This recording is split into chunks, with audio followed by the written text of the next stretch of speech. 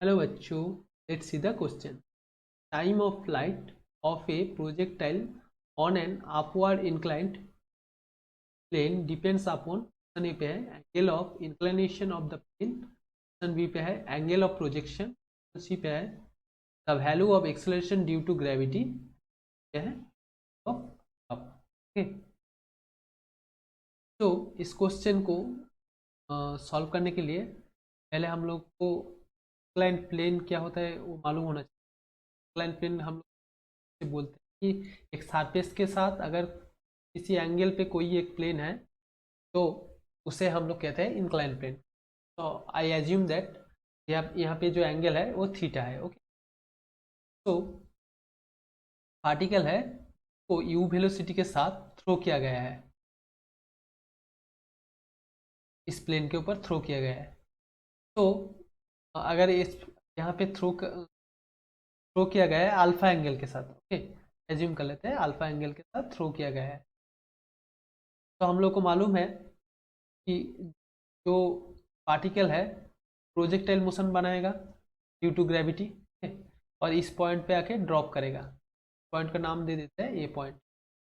वो point question में पूछा गया है ओ से ए तक जाने के लिए जो टाइम लगेगा वो इनमें से कौन सी ऑप्शन के ऊपर डिपेंड करेगा, मतलब कौन सी ऑप्शन इसके लिए सही होगा. ठीक है, तो ये निकालने के लिए पहले हम लोग एज्यूम कर लेते हैं को एक्स एक्सिस और इसे वाई एक्सिस. प्रॉब्लम की मतलब सॉल्यूशन की सिंप्लीफिकेशन के लिए कर लेते हैं. ठीक है, और हम लोग को मालूम है जो ग्रेविटी का डायरेक्शन वो इनर डायरेक्शन होता है. ठीक है, तो यहाँ पे जो एंगल बनेगा भी थीटा होगा. तो ये तरफ जो कंपोनेंट है हम लोग कॉस थीटा होगा, और इस तरफ जो कंपोनेंट होगा का जो वैल्यू होगा साइन थीटा. ओके, तो सिमिलरली यू का भी दो कंपोनेंट होगा, इसे लिख देता हूँ. जो यू एक्स होगा, यू एक्स मतलब एक्स बराबर यू का जो कंपोनेंट यू कॉस एंड, और एक है यू वाई जो होगा यू. सिमिलरली जी एक्स का जो होगा माइनस जी कॉस थीटा होगा, क्योंकि नेगेटिव डायरेक्शन में, सॉरी, जी साइन थीटा होगा माइनस जी साइन थीटा नेगेटिव डायरेक्शन में, और जी वाई जो होगा माइनस जी कॉस थीटा. ठीक है, तो इस क्वेश्चन को सॉल्व करने के लिए हमारा जो की कॉन्सेप्ट होगा, हम लोग एक फॉर्मूला पता है हम लोगों को, S equal to U P plus half. Kinematic chapter में हम लोग पढ़ चुके हैं. ठीक है, डिस्प्लेसमेंट का जो रिलेशन है. ओके, तो अ, और एक बात पता होना चाहिए, क्योंकि यहाँ पे जो पार्टिकल है उसका जो मतलब वाई डायरेक्शन बराबर वाई का जो वैल्यू होगा वो जीरो होगा, क्योंकि इनिशियल पॉइंट वो पॉइंट पे उसका जो वैल्यू है जीरो है, और ए पॉइंट पे जहाँ पे ड्रॉप किया है वहाँ पे भी जीरो है. तो y का जो इक्वेशन यहाँ पे बनेगा y इजिकल टू, हम लोग को मालूम है 2y plus half Q Y square. और अब कर लेते हैं तो यहाँ पे वैल्यू पुट कर देते हैं. क्यू वाई का जो वैल्यू है y इजिकल टू वाई का जो वैल्यू है क्यू साइन अल्फा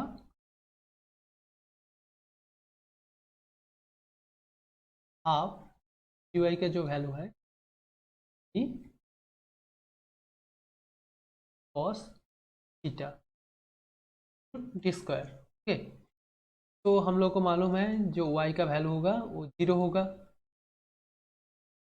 तो जीरो इजिकल टू से अगर t कॉमन ले ले क्यू साइन अल्फा माइनस